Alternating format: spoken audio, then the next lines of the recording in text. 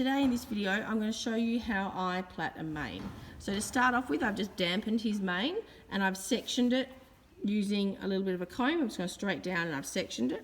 Then I get some plaiting spray. This is my Smooth Braids gel spray, the NTR one, and I spray top and bottom.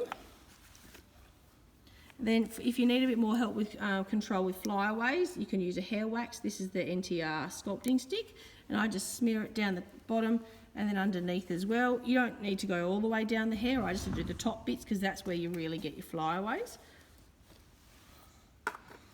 And so now to start your plait, the basic plaiting, you can, once you've worked out and you've actually mastered the basic plait, you can then actually manipulate the plait a little bit and how it sits. If you do it a bit looser to begin with to get a bit of a softer look, or if you like it nice and firm because you want to do it down, if you want to sit them up on the crest to look like the horse has got more top line. If your horse is a bit cresty, you might want to sit them down below so not to make them look like they've got any more crest than they already have.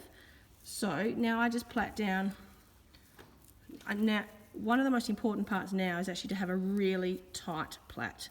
So you might not need to do it very tight at the very top, but a few sections in, you're going to want to do it as tight as you can so it's nice and firm. If it's not tight, what you'll find is that when you go to roll it, you won't be able to actually push apart and it won't look very neat. So plait it down, pop a lackey on the end, like that. Now you get your thread. So I've just used a needle. It's quite a blunt needle with a nice big eye on it. I don't knot my plaiting thread. I don't think you need to. So I start with, so I pick the mane up now and I put the needle through. So if it was to go down, it would poke him in the neck, but we're not going to do that obviously. So it's round, pull it through and wrap it around once. And then I do it around the other side as well.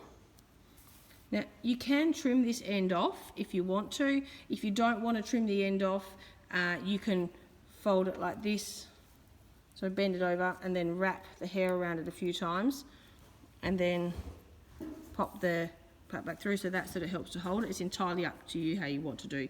Now when I do my plaits, you don't want them too long or too short because then they're really hard to turn into a rosette. So now what I do is I have my thread, so that's all firm on there. I go through the base of the plait.